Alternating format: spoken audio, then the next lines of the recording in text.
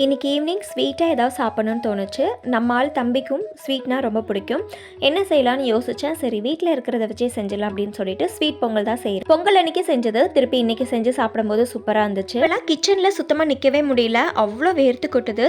இத்தனைக்கும் காலையில் பார்த்தீங்கன்னா செம்ம குளிர், 10 o'clock ஆகிடுது வெயில் வரதுக்கு. ஆனாலும் மதியானம் அவ்வளோ வெயில் அடிக்குது. மேரேஜுக்கு முன்னாடி அம்மா ஈவினிங் காலேஜ் விட்டு வரும்போது ஏதாவது ஒன்று செஞ்சு வச்சுருப்பாங்க.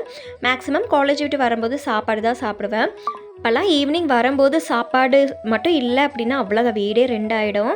ஆனால் இப்போல்லாம் அப்படி கிடையாது. காலையில் சாப்பாடே 3 மணிக்கு சாப்பிட்றேன். இன்றைக்கி கூட அப்படி தான் சாப்பிட்ருந்தேன். சரி, லைஃப் எப்படி மாறிடுச்சு பார்த்தீங்களா? அதே மாதிரி எங்கள் அம்மா அவங்களுக்குன்னு எதுவுமே வாங்கிக்க மாட்டாங்க, எல்லாமே எனக்கு தான் செய்வாங்க. ஒரு பாத்திரம் வாங்கினா கூட எனக்குன்னு சொல்லி ஒரு தனியாக ஒரு ட்ரம்மில் போட்டு வச்சுப்பாங்க.